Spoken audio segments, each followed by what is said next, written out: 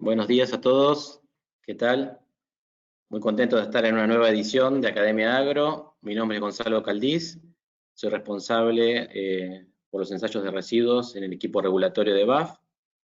Y bueno, le damos la bienvenida a esta nueva edición, este programa de Academia Agro que ya tiene 2 años de su lanzamiento.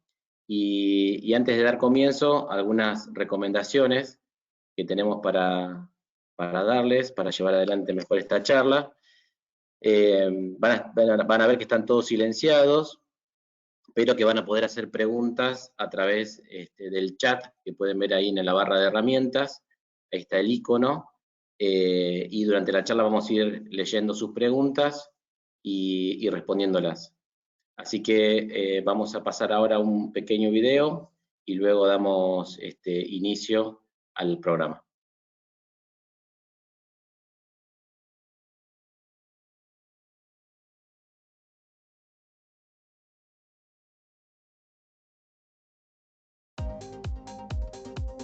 BASF presenta Academia Agro, un espacio de intercambio, capacitación y actualización integral donde podrás acceder a información para las distintas problemáticas del campo, para saber más y decidir mejor. Academia Agro. Sembrar conocimiento, cosechar resultados. BASF. We create chemistry.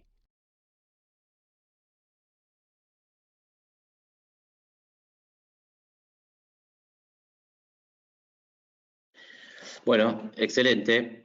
Como les comentaba entonces, este programa de Academia Agro ya tiene 2 años desde su lanzamiento y pretende acompañar al productor y a la fuerza de venta de nuestros distribuidores, ¿no? Durante la campaña hay que tomar muchas decisiones y por eso queremos traer conocimiento técnico, pero también de gestión del negocio, y así que podamos tomar decisiones para que seamos más exitosos, más rentables, pero más sustentables, ¿no? O sea, hoy nuestra actividad depende de los recursos naturales y por lo tanto nos pareció muy interesante traer este tema de agricultura sustentable. Últimamente estamos escuchando mucho de este término de sustentabilidad y por eso invitamos a Ariel Angeli a sumarse, a que también ahora pueda prender su cámara, es el invitado de esta edición. Hola Ariel, ¿cómo andás? Ariel es responsable de investigación y desarrollo de CREA, pero tiene muchos años de experiencia en el área de CREA Ambiente. Así que por eso queremos invitarte, Ariel, a participar de esta edición. ¿Nos puedes escuchar bien ahí? Sí. Te escucho perfecto, Gonza. Muchísimas gracias por la invitación. Y como decías, vengo trabajando desde hace mucho tiempo en el área de ambiente. Ahora me toca coordinar la unidad de investigación y desarrollo en CREA. Y con BAF venimos trabajando hace muchísimos años en estos temas ambientales. Así que también aprovecho para agradecer no solo la invitación, sino el acompañamiento de tantos años de conversar y generar información y herramientas en estos temas. Buenísimo. Bueno, y para empezar, quería hacerte una pregunta disparadora porque, como decía en la introducción, ¿no? Escuchamos mucho del término sustentabilidad y vemos que el mundo, ¿no? Se está moviendo también muy rápido en estos temas y vemos desafíos internacionales, vemos tendencias. Entonces, sería bueno comenzar la charla si nos puedes dar un poco el marco conceptual, ¿no? del tema. Buenísimo. Buenísimo. Ese marco conceptual, si me permitís, voy a compartir pantalla para mostrar algunas placas. Ese marco conceptual, de alguna manera, justifica, ustedes me dirán si están viendo la presentación, Gonza, sobre todo, si se ve bien. Sí. ¿Estamos bien? Se ve perfecto. Sí, perfecto. Bueno, gracias. Ese marco conceptual que me preguntás, Gonza, de alguna manera justifica que en CREA nos vengamos ocupando de este tema desde hace mucho tiempo. Siempre decimos CREA, que son los consorcios regionales de experimentación agropecuaria, grupos de productores, tiene 60 años y nació trabajando temas ambientales y de alguna manera refundó el trabajo en temas ambientales hace 14 años. Y conceptualmente lo que quiero traerles es por qué esos temas están en la agenda científico, técnica política a nivel global.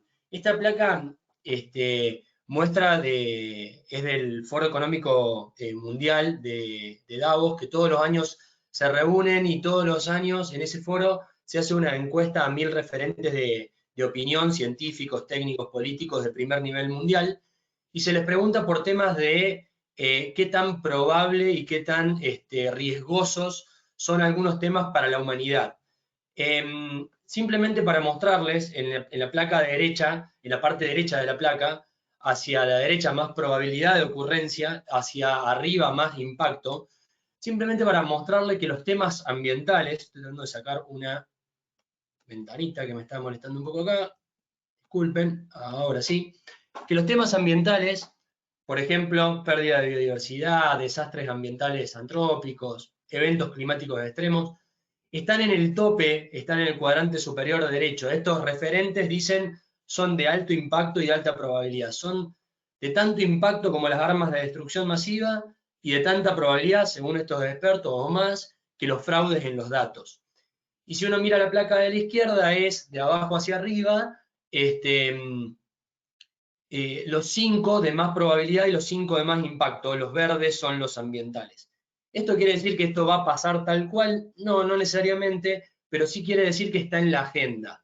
¿Y qué esperamos en el futuro? Si les preguntamos solo a los jóvenes o si separamos los menores de 40 que contestaron esta misma encuesta, puntúan todavía más arriba y más a la derecha, más impacto y más probabilidad los temas ambientales. Este es como el marco de por qué los temas están en la agenda. Y después, parte del marco es que la sostenibilidad es un tema aspiracional, es una meta dinámica. Nosotros no podemos decir nuestro sistema hoy somos sostenibles o haciendo esto exactamente vamos a ser sostenibles, sino que es algo que va cambiando en la medida que el conocimiento va evolucionando.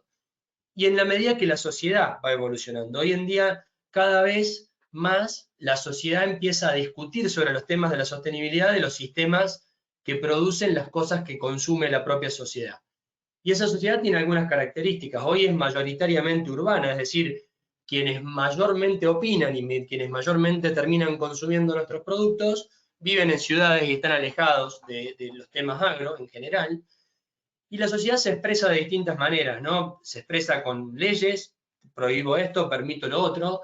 Se expresa con mercados que pagan más o menos un producto por distintas características, distintos procesos, distintas condiciones que tenga ese producto, pero también por otras cosas, manifestaciones, acciones judiciales, etc. Y esas tensiones vienen creciendo y vienen cada vez haciéndonos dar cuenta más que tenemos que aprender con los demás y de los demás. Y en este marco, y parte del marco conceptual que quería traerles a título provocador, si se quiere, es que a veces tenemos que consensuar en esto dentro de la sociedad. Y el concepto de consenso en la sociedad, acordamos, negociamos, buscamos bases comunes en el diálogo, es distinto del concepto de consenso en la ciencia, ¿no? Y donde un conjunto amplio y diverso e independiente de evidencias de distintas disciplinas permite hacer ciertas afirmaciones, permite con una cierta seguridad. Algún ejemplo de esto, como para ponerle claridad. Algunos bastante simples. La Tierra es redonda, eso es un consenso que tiene la ciencia, lo cual no quiere decir que siempre lo tuvo, porque hace muchos años en la historia de la humanidad no se creía eso. La ciencia terminó definiendo que es así. Y tampoco quiere decir que por más que haya un peso fuertísimo de la evidencia, haya un consenso 100% social. Hay un movimiento de terraplanistas, ustedes me dirán, bueno, un grupo de excéntricos, a nadie se le ocurriría poner en órbita un satélite sacando las cuentas físicas, pensando que la Tierra es plana, es redonda, y lo sabemos, tenemos un conjunto amplio, diverso e independiente de evidencias. Pero déjenme darle algunos otros ejemplos que sí pueden afectarnos un poco más cuando se separan esos consensos. Las vacunas son seguras y efectivas. Esta es una afirmación que la ciencia viene demostrando y que hay mucho consenso en la ciencia médica y en la ciencia biológica respecto a la seguridad y a la efectividad de las vacunas. Lo cual no implica que no haya, haya movimientos antivacunas que tengan el triste récord de haber generado que vuelvan algunas enfermedades que prácticamente la humanidad había erradicado, o que nos haya costado más tiempo salir de una pandemia como la que todavía estamos viviendo. Estos son dos ejemplos fuera de nuestra área. Nos metamos en alguno más cerca de nuestra área. Los transgénicos son seguros para la salud. No sé si todos están de acuerdo con esta afirmación, pero la ciencia sí está bastante de acuerdo. Y les traigo una placa porque posiblemente acá seamos, me dijeron, alrededor de 100 personas conectadas. No sé si todos estarán de acuerdo con que los transgénicos son seguros para la salud. De hecho, si se le pregunta a los científicos estadounidenses, más del 90% dice que hay evidencia de que son generalmente seguros, pero si se le pregunta a la opinión pública general de Estados Unidos, más de la mitad dice que son generalmente inseguros. Entonces, estas diferencias en el consenso terminan generando que tengamos que hacer ciertos esfuerzos para acercar la ciencia al consenso social. Incluso, y en la última afirmación, el cambio climático existe y el hombre tiene que ver con ese cambio climático, hay también un gap de consenso. Es decir, si le preguntamos a la gente, che, ¿qué tanto dice la ciencia que esto es así? La mitad aproximadamente dicen, y la mitad de los científicos dicen que sí, la otra mitad que no, hay 2 bibliotecas, etc. Y en realidad, casi el 100% de los científicos están de acuerdo con que el cambio climático existe y es una realidad. Entonces, este es el marco conceptual de que muchos de estos temas terminan separándose y que necesitamos un diálogo basado en la mejor evidencia que tengamos, y que esa evidencia va cambiando en el tiempo y la ciencia va volteando sus hipótesis. En ese marco, 2 placas más, Gonza, y después nos metemos de lleno en alguno de los temas. ¿Qué es lo primero que define y nos ayuda a la ciencia a definir la agenda? ¿Cuáles son los temas a nivel internacional? Y después voy a hacer un pequeño punteo a nivel local de temas ambientales. A nivel internacional, traigo solamente esta placa de un trabajo científico bastante reconocido y bastante actualizado, de límites planetarios. Y esto nos dice, bueno, la ciencia viene estudiando, revisa para distintos temas, y viene estudiando que hay algunas cosas, estas líneas rojas son límites que la ciencia nos dice no deberíamos pasarnos para estar en umbrales seguros en términos de sostenibilidad. Y hay algunas, lo verde nos dice, entre lo verde y lo rojo, nos dice estamos en un lugar incierto, puede haber algún riesgo. Nos dice que las pérdidas de biodiversidad están altas, es decir, la tasa de extinción de especies, que el cambio climático, o sea, el aumento de temperatura por aumento en la concentración de gases de efecto invernadero a nivel global, está en umbrales de incertidumbre, no es de alto riesgo, pero sí de incertidumbre, pasamos la zona segura. Lo mismo con el cambio de uso de tierra, cantidad de hectáreas que pasamos a usos productivos, estamos en límites en los que la humanidad, como humanidad, tenemos que decir, bueno, capaz que hasta acá llegamos. Y lo mismo con algunos ciclos como el nitrógeno y el fósforo. En este caso a nivel global, por contaminación con nitrógeno y fósforo. Esto es parte de lo que nos dice la ciencia y marca agenda a nivel internacional, y por eso hay agenda, presupuestos, discusiones, foros, conferencias de partes sobre algunas de estas cosas como biodiversidad o cambio climático. Pero no quería dejar la introducción sin decir que la agenda local no necesariamente, a veces copiamos la agenda internacional directamente, y la agenda local no necesariamente es exactamente igual. Este es un trabajo bastante nuevo, voy a marcar alguna cosa acá si puedo, que estudia distintos atributos desde el rendimiento, los subsidios económicos, desde negativos, esto es, derechos de exportación, básicamente, hasta positivos. Hay agriculturas subsidiadas y agriculturas como la nuestra que tienen subsidio negativo o derecho de exportación. La cantidad de herbicida, insecticida, fertilizante, riego, trabajo que usa en promedio la agricultura de distintos países. Y como ven, las formas son distintas, de más del centro, menos, por ejemplo, rendimiento en promedio a nivel país de 0 toneladas a 6 toneladas promedio de todos los granos, o lo mismo con subsidios, herbicidas, etc.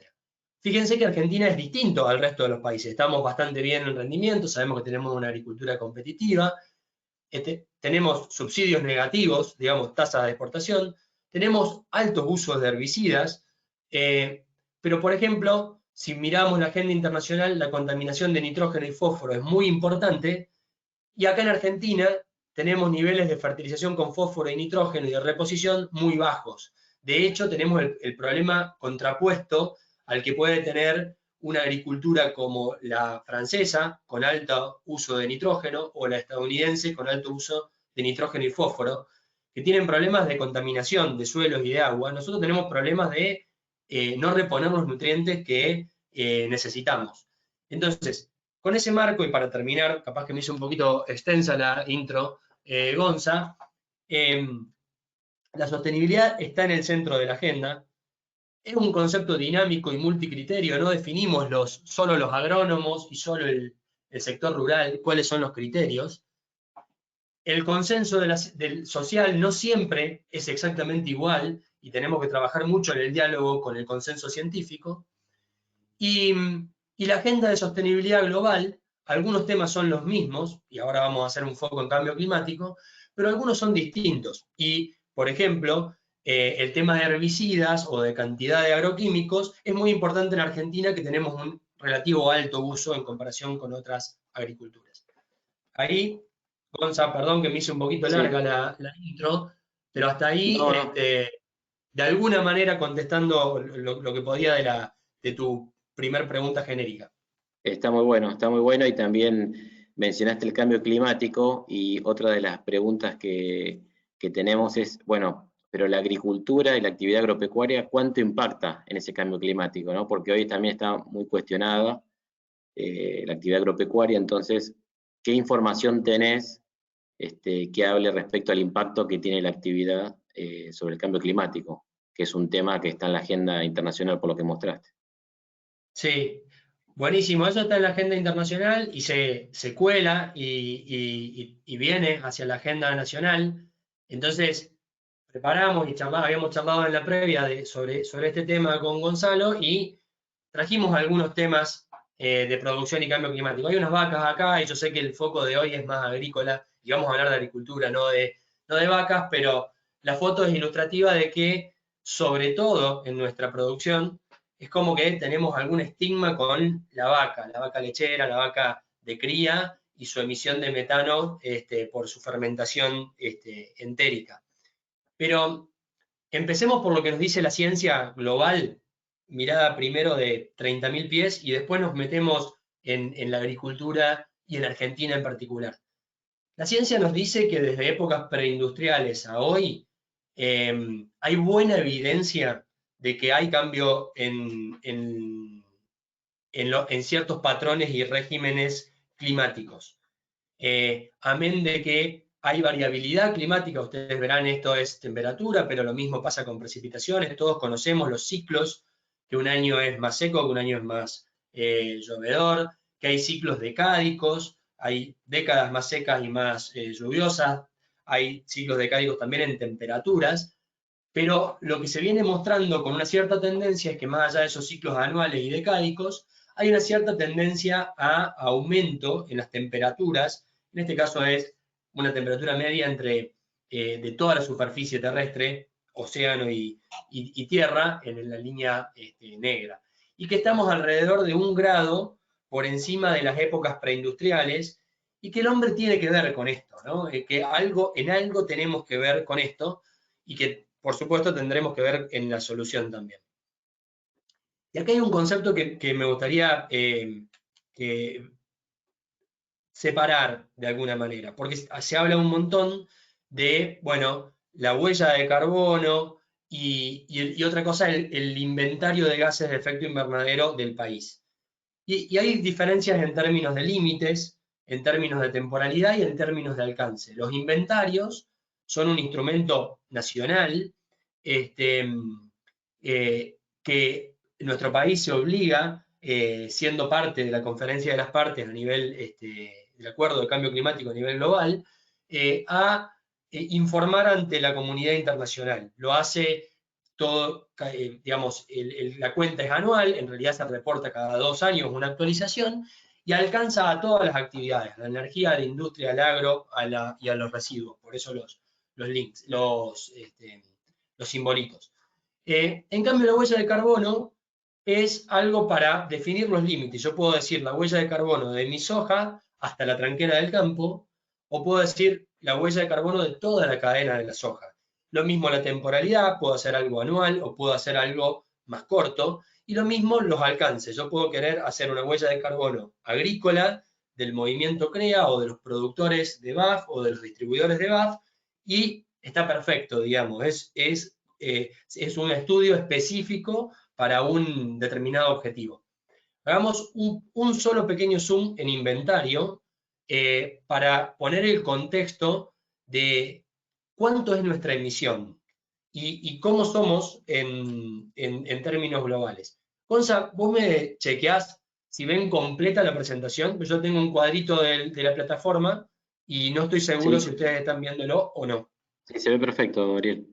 Se ve completo. Bueno, entonces soy yo nomás que hay un cuadrito que lo tengo acá, ocultar el panel de control. Bueno, tanto mejor. Ahí está. Esto es el total de emisiones que informan todos los países. Fíjense, esta flecha roja es para marcar Argentina. Argentina produce menos del 1% de las emisiones de gases de efecto invernadero a nivel global. Y el top 10 de países, considerando a Unión Europea como bloque, aportan prácticamente el 67%, perdón, de las emisiones. Y esos países, los que más aportan, si se ve chico, se los leo: China, Estados Unidos, el bloque de Unión Europea, India, en general, en su matriz, tienen a la energía, a la electricidad, a la industria, como principales sectores que aportan emisiones de gases de efecto invernadero.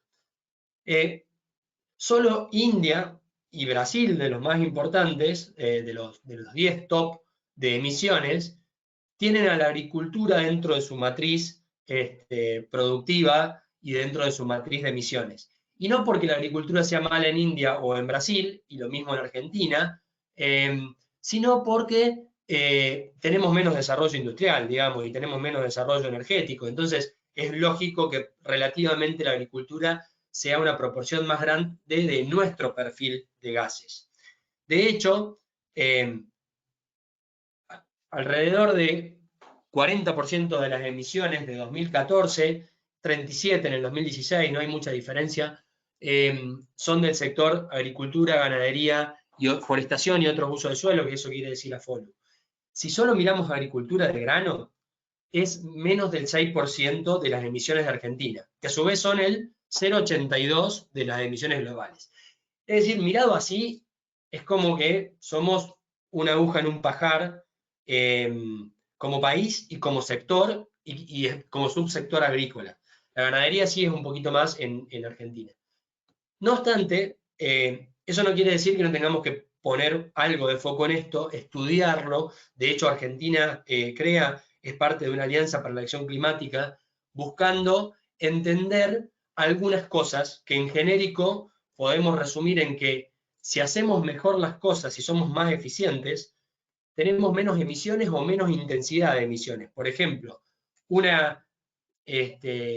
dar un ejemplo ganadero, pero voy a dar un ejemplo agrícola. Una hectárea de maíz con una X fertilización y muy bien ajustado su manejo, que rinde 2 toneladas más que la misma hectárea con la misma fertilización, pero con algunos desajustes de manejo, control de malezas, control de plagas, etc., produce las mismas emisiones y genera un 20% menos de producción. Entonces la intensidad de las emisiones, que es algo que miramos mucho, cuánto emitimos por unidad que producimos, es un 20% mayor si hacemos peor las cosas.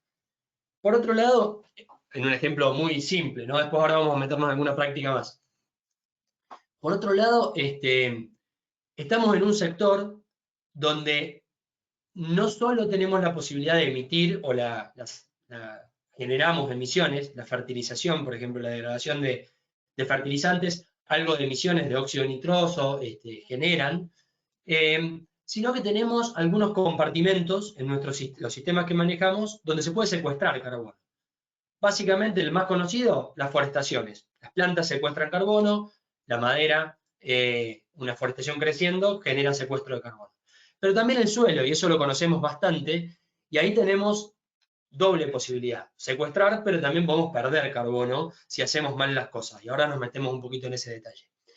Y por último, algo también conceptual, es que nosotros no solo tenemos un rol en la mitigación, esto es, emitir menos o secuestrar, que es lo contrario a emitir, eso es mitigar, sino también en adaptarnos. Si suben las temperaturas, pero además hay más frecuencia de eventos extremos, la tendencia es que cada vez tengamos más sequías, más inundaciones, un poco más intensas, y eso nos afecta a nuestro sistema. Entonces, tenemos como un doble rol. Podemos mitigar, reducir las emisiones o capturar carbono en nuestro sistema, pero también nos tenemos que adaptar porque básicamente nuestros sistemas sufren las consecuencias del cambio climático. ¿Qué venimos estudiando? Y algunos detalles relevantes para compartir. Que esto es un cuadro de emisiones agrícolas por cambio de uso de carbono en el suelo, modelaciones de cambio de carbono en el suelo con distintos manejos. A una determinada condición que le llamemos business as usual, que eso quiere decir BAU acá, tiene una determinada emisión o balance de carbono en nuestro suelo. Si nosotros agregamos cereales, más gramíneas en la rotación, o fertilizamos mejor, porque tenemos subfertilización en nuestros sistemas, o las dos cosas juntas, nuestras emisiones o intensidad de emisiones de toneladas de dióxido de carbono por tonelada que producimos bajan. Así venimos entendiendo y viendo cuáles son las prácticas que nos ayudan a mitigar el cambio climático. Básicamente, son cosas simples y que las hacemos, pero que hay que reforzar que las hacemos por quizás otro objetivo y también tienen un win-win con el tema de carbono en suelo y emisiones. Evitar el laboreo. La siembra directa es una gran herramienta.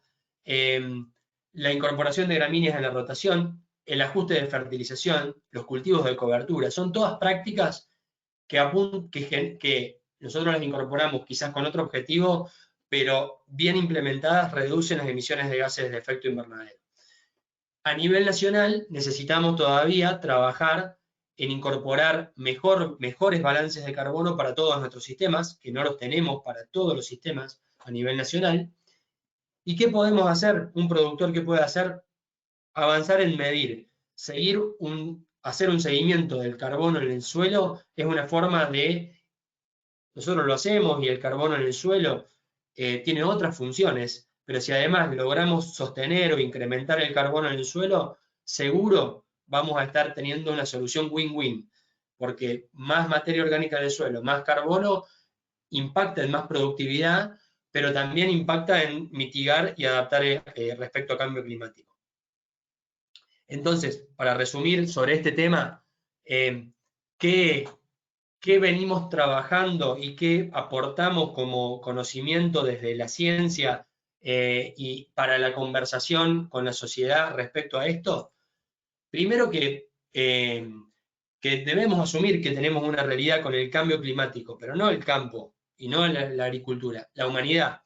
Y es un desafío que tenemos que trabajar hacia adelante. Como sector, salteo el tema de elección de dietas porque es para un buen rato más. Como sector, ¿podemos ser parte del problema? Sí, tenemos algunos sectores donde generamos emisiones de gases de efecto invernadero, pero también tenemos posibles soluciones y lugares donde capturar el carbono. Y también tenemos que adaptarnos al efecto del cambio climático. Sobre el carbono de los sistemas es la llave. Hacer un seguimiento y una medición sistemática de cómo evoluciona el carbono del suelo es clave, a identificar qué prácticas, que yo mostré o conté como la punta de cuáles son las prácticas que mejoran o nos ayudan a capturar carbono en el suelo, que es básicamente las rotaciones balanceadas, la fertilización balanceada de esas rotaciones, la intensificación de esas rotaciones y la siembra directa como 4 llaves o 4 prácticas, nos permiten medir, nos permiten mantener y o subir el carbono en el suelo y hacer un aporte en este sentido. Tenemos algunos desafíos en esas mediciones, en la sistematicidad de esas mediciones para tener un cálculo correcto de nuestra huella de carbono.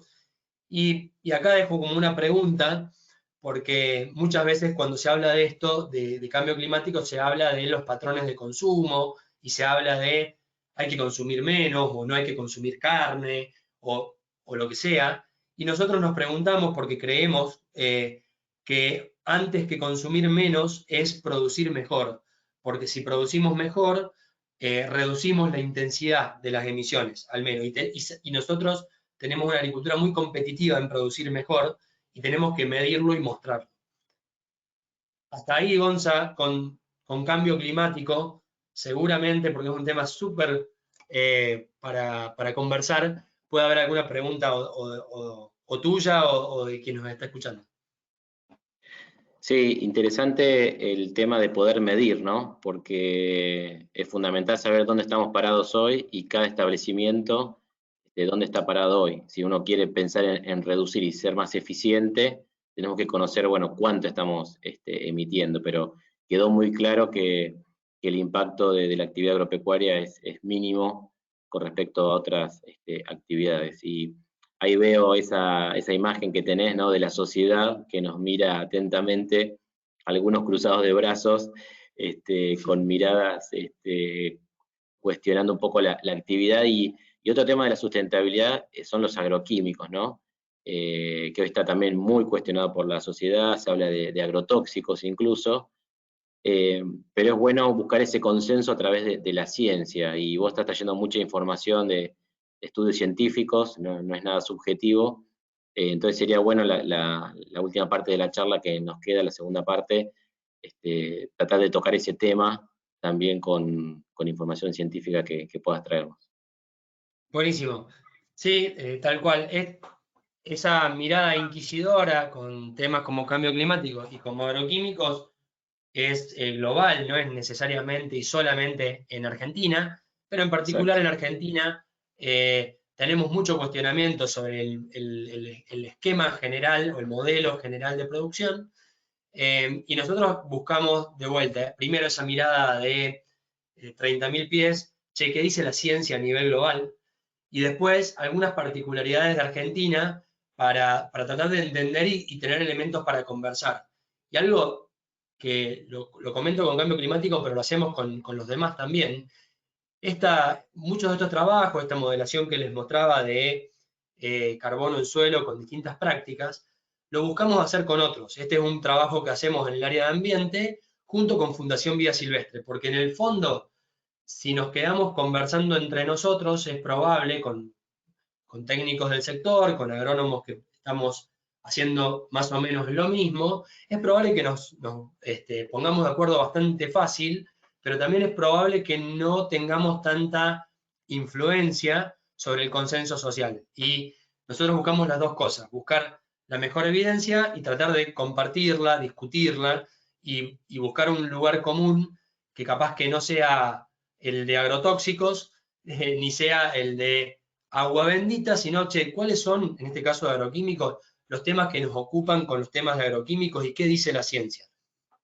Vamos a los datos. ¿A qué nos dice la ciencia? Primero, el pantallazo general. Así como vimos lo de cambio climático, un pantallazo de cómo es el uso de agroquímicos a nivel mundial y dónde estamos parados en Argentina con esto, ¿no? Esto es global, cantidad de kilos de principio activo por hectárea que se usan en distintos países. Más que Estados Unidos, sí. Menos que China, mucho menos. Más que Estados Unidos, bueno, habíamos dicho que la sostenibilidad es un término multicriterio, digamos, no hay un solo criterio para evaluar que seamos sostenibles, y acá nos estamos comparando con un sistema como el estadounidense, que tiene mucha más labranza, y posiblemente en términos ambientales tenga otros problemas, pero en términos de cantidad de químicos que se utilizan efectivamente algo menos. ¿Cómo ha sido esa evolución y cómo estamos respecto a otros países de nuestra región? Ustedes verán acá en el mapa que Brasil está un poquito más oscuro, pasa la línea de 5 kilos de principio activo, y en términos de evolución, venimos desde los 90 a la década del 2000 con un aumento en el uso de agroquímicos en nuestra región, y después se ha aplanado, incluso de los últimos 10 años, ahora voy a mostrar algunos datos más, viene bajando el uso de agroquímicos. Esto es como una foto muy general. Perdón que tomo un poquito de mate, pero si no, es muy largo el tiro. Hay algunas zoom que hacer en esta foto para pensar en el medio vaso vacío o en el medio vaso lleno. Dentro del total de agroquímicos que utilizamos, el perfil de los agroquímicos que utilizamos en distintos países es distinto. En Argentina, más de 9 de cada 10 kilos de principio activo que utilizamos son herbicidas. Tiene mucho que ver con nuestro modelo productivo, siembra directa, no labranza para controlar malezas, sino mucho uso de químicos o parados mucho estamos en el uso de químicos para el control de malezas, entonces nuestra proporción es más alta de herbicidas, que claramente y si hacemos un poco más de zoom, son productos, y ustedes lo conocen muy bien, sobre todo Gonzalo, su equipo y la red de distribuidores también, son productos que son mucho menos peligrosos, si los miramos en términos comparativos, con un insecticida que está diseñado para un control de un insecto, ¿no? de un animal, de alguna manera. De alguna manera no, de un animal. En comparación con Brasil, que por su clima y por su modelo productivo tiene mucho más proporción, por ejemplo, de insecticidas. Si hacemos un zoom un poco mayor, podemos ver, esta es una gráfica que mostramos mucho, que venimos con los modelos que tenemos en CREA, venimos viendo esta evolución, que es, entre los 90 y los 2000 hubo un aumento de cantidad, sí, pero a la vez hubo una reducción del uso de las bandas toxicológicas más tóxicas en toxicidad aguda. Bueno, tenemos una escala de esas bandas toxicológicas donde las clases 3 y 4, los productos banda verde y azul, son los de menor toxicidad. Y son los que cada vez en proporción más usamos. Y esa es una parte del vaso lleno de lo que venimos haciendo. Otra parte que también venimos viendo, haciendo un zoom en los últimos años, es que si bien entre los 90 y los 2000 y 2010 aumentamos bastante el uso de agroquímicos, acá se ve en el anaranjado la cantidad de agroquímicos totales por hectárea cultivada, la cantidad de herbicidas de esos agroquímicos que habíamos visto que es el 90%, y dentro de eso cuánto es glifosato, que por qué está en el ojo de la tormenta, porque en general es el que más utilización tiene en nuestro país y en el mundo. Eso tocó un pico hace unos 10 años y hoy por unidad de superficie ha empezado a bajar. Reemplazo de productos, mejores perfiles de agroquímicos y menos dependencia, malezas resistentes, menos dependencia de glifosato hoy en día. Eso por unidad de superficie, pero a la vez, como veíamos el cambio climático en términos de emisiones por unidad de producción, también podemos ver la cantidad de agroquímicos que usamos por unidad producida, ¿no?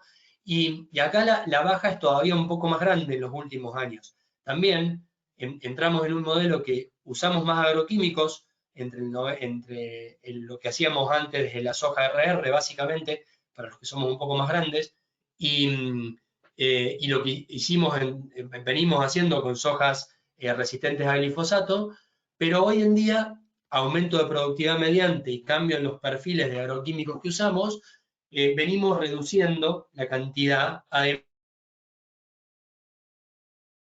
de lo que usamos.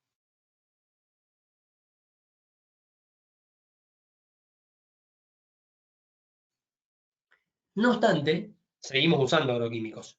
Y no es poco lo que usamos, y son muchas agriculturas y producimos mucho.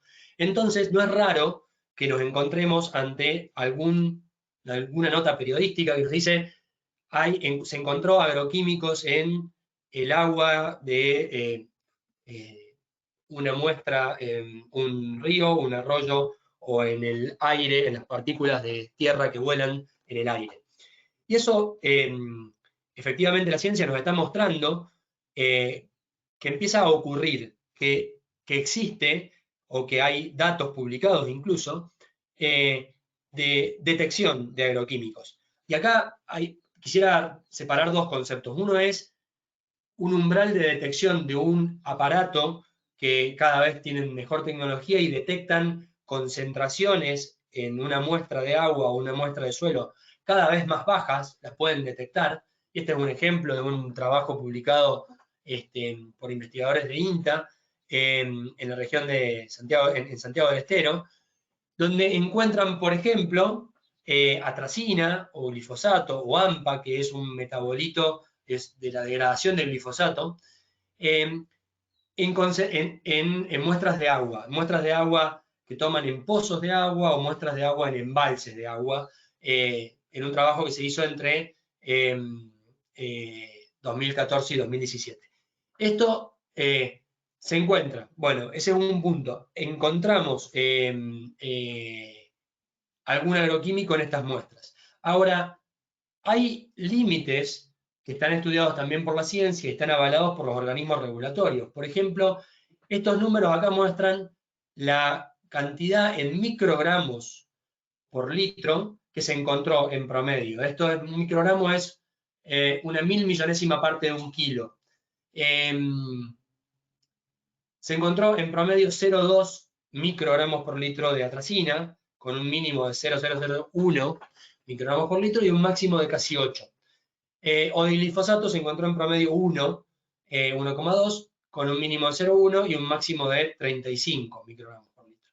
Esto es mucho, esto es poco, y eso es algo que también la ciencia nos ayuda a decir y a poner en contexto. La ley, primero, la OMS en particular con glifosato habla de que glifosato y AMPA no constituyen un riesgo para la salud de las personas, entonces no establece un límite. No obstante, en Argentina tenemos un límite en la ley de residuos peligrosos. En Estados Unidos también hay un límite en la agencia ambiental que habla de entre 280 Argentina, 700 microgramos por litro como límites tolerables. Y nosotros vemos que estamos unas cuantas órdenes de magnitud por debajo en promedio, un orden de magnitud por debajo en el máximo. ¿Esto quiere decir que no tenemos que ocuparnos y medirlo? No. Quiere decir que tenemos que seguir ocupándonos en medirlo y seguir ocupándonos en mejorar nuestras prácticas para que esto no suba, pero que no es lo mismo encontrarlo que un riesgo concreto para la salud y el ambiente. Entonces, resumiendo esto, y entiendo que veo en el chat que hay algunas cosas que tenemos que ir cerrando y seguramente hay algunas preguntas al respecto, no es lo mismo el peligro que el riesgo de los agroquímicos. Entonces, una sustancia, yo recién les mostraba la banda toxicológica, o podemos mostrar otros indicadores de peligro en relación al riesgo que esto genere un daño ambiental, con lo cual ese es el peligro, más la exposición a ese peligro, con lo cual todo lo que sepamos y apliquemos y concienticemos de buenas prácticas tiene que ver con eso, con aplicar los productos que están permitidos de la forma que queremos aplicarlos y que necesitamos aplicarlos para minimizar los riesgos. Existen evidencias de que hay agroquímicos en ciertos lugares que antes no había. Hace 40 años cuando no se usaban, no era posible encontrar el glifosato, o 50 años en muestras de agua. Hoy a veces se detecta, pero estamos en valores menores a los umbrales. Y el sector, como sector, tenemos la obligación de mantener un uso responsable, seguir la legislación, seguir las buenas prácticas para asegurar la seguridad y monitorear, evaluar cómo hacemos las cosas y eventualmente mejorar las prácticas donde haya que mejorarlas para evitar que esto vaya en una mala dirección, si se quiere. Con lo cual, a la pregunta, ¿producimos sin agroquímicos? Entonces quiere decir que tenemos que producir sin agroquímicos o utilizarlos adecuadamente. Claramente, o por lo menos nuestra mirada es que utilizados adecuadamente, con buenas prácticas y siguiendo lo que nos dicen los organismos regulatorios y la ciencia, se pueden utilizar como una herramienta para nuestro sistema. Y por último, entiendo que nos quedan 10 minutos y ya tenemos que cortar, Gonza, para hacer una parte de pregunta. Sí. ¿Qué hacemos en CREA con esto? Lo que buscamos es tener, así como tenemos una forma de medirnos en términos productivos, en términos económicos, para compararnos, si estos triángulos son miembros de un grupo CREA, tenemos marco de comparación en cómo miden sus resultados productivos, en cómo miden sus resultados económicos. Nosotros en el área de ambiente lo que tenemos es una plataforma que se llama Gestión Ambiental CREA, que permite que los productores, contestando una serie de preguntas en los términos legales y de buenas prácticas, y viendo sus indicadores a través de los datos que informan en sus planillas o en sus reportes de agricultura, de ganadería y de lechería, puedan ver y comparar sus indicadores ambientales. Y no voy a hacer detalle en esto, pero puede un productor CREA y un asesor compararse. Los QIC son distintas empresas dentro del grupo, cómo es su perfil de agroquímicos, o dentro de un mismo campo, cómo fue el perfil de agroquímicos de sus lotes, o podemos hacer una comparación, en este caso con otro indicador que es EIQ, no voy a hacer foco en esto, pero una comparación de promedios de grupos CREA de rendimiento de soja versus la cantidad de agroquímicos que utilizan medidos a través de este indicador. Y entonces lo que podemos hacer básicamente es medirnos y eventualmente ver qué está haciendo alguien que lo está haciendo un poco mejor y copiarle. Tenemos casos de excelentes rendimientos de cultivo de soja y menores indicadores o mejores indicadores ambientales que otros. Y eventualmente estudiar cómo nos impactan algunas prácticas, por ejemplo, haber hecho un cultivo de servicio antes de un cultivo de soja que nos baja nuestro impacto ambiental en términos de EIQ, o cómo aplicaciones selectivas, los campos que tienen aplicaciones selectivas en promedio tienen menores impactos en términos de este indicador que es EIQ. De vuelta, no es esa última parte muy rápido, pero es cómo después usamos los propios datos para tratar de mejorar y para tratar de replicar esta foto, que es la de un grupo de productores, que es el método que utilizamos en CREA, que se comparan, se juntan y se comparan para mejorar, ¿no? Y se muestran sus resultados para intercambiar sus experiencias, pero no solo sus experiencias, sino sus datos. Y entonces, nuestra mirada desde hace unos años, y por eso tenemos este programa de gestión ambiental CREA, es que además de mirar sus resultados productivos y económicos, también en las reuniones CREA, y está empezando a pasar, se comparen resultados ambientales. Y que esa comparación, a través de gestión ambiental CREA, tenga el marco de lo que hacemos, en este caso en CREA, pero lo que hacemos como sector, para que esos indicadores, esos resultados, estén avalados con la ciencia. Y por eso participamos, como les contaba, en la Alianza para la Acción Climática, o en la Red de Buenas Prácticas, o tenemos convenios con CONICET para estudiar temas específicos, o tenemos un nuevo proyecto de biodiversidad en el que BAF también participa, que se llama InBioAgro, para estudiar indicadores de biodiversidad. Solo por nombrar algunos, pero para decir no lo podemos hacer solos como entidad de productores, sino que lo tenemos que hacer con todo el sector y conversando incluso con quienes no piensan exactamente como nosotros. Me fui 5 minutos, Gonza, pero quería cerrar con ese mensaje de que no lo vamos a hacer solos a esto. Bien, bien, no, quedó claro. Gracias, Ariel, por la presentación. Creo que cumplimos con los objetivos de poder actualizarnos, ¿no?, sobre la agenda internacional y local, tocar los principales puntos que hacen a la sustentabilidad de estos sistemas agropecuarios. Acá está llegando una pregunta con respecto a los indicadores, ¿no? Nos preguntan si hay alguno que contemple la rotación de principios activos, como ALS, por ejemplo, y otros, y sobre toxicidad crónica o residualidad de los agroquímicos utilizados. Si hay algo de indicadores en relación a eso. Está buenísimo. Todavía no en gestión ambiental lo de rotación de principios activos como una práctica técnica adecuada, como una buena práctica, pensando en reducir problemas de resistencia, ocurrencia de problemas de resistencia. Pero tenemos la información para generarlo. Sería la posibilidad de incorporar un indicador extra de cantidad de familias distintas de agroquímicos utilizadas en un ciclo, y tenemos la información para generarlo, y ya no es la primera vez que nos lo preguntan, así que es una picardía que todavía no lo hayamos incorporado, pero claramente es, diría, más técnico que ambiental en términos estrictos, pero es muy relevante en términos de la buena práctica de reducir ocurrencia de resistencias. Y sobre toxicidad crónica, lo saqué porque lo habíamos visto ayer o anteayer cuando charlábamos, Gonza, algo de toxicidad crónica y se nos iba un poco largo, pero en principio algo que nos dice la ciencia es que está bastante estudiado una relación directa entre toxicidad aguda y toxicidad crónica. Es decir, que si bajamos la toxicidad aguda, en términos genéricos, vamos a estar bajando los problemas crónicos también. Eso como una cuestión muy genérica.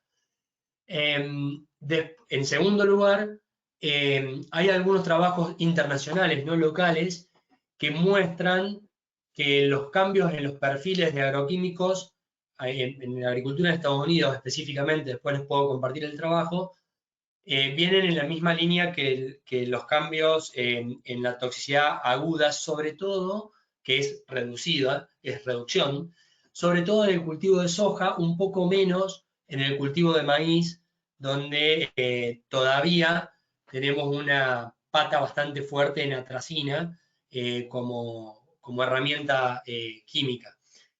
No obstante, viene también bajando la toxicidad crónica y es internacional, se los puedo compartir. Sí.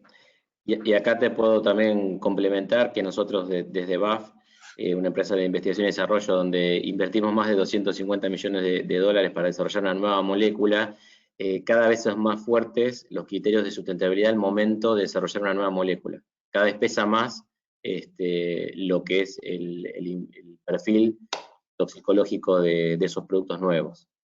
Por eso es también que hay una evolución del mercado, como nos mostraste vos, a banda de color verde y azul.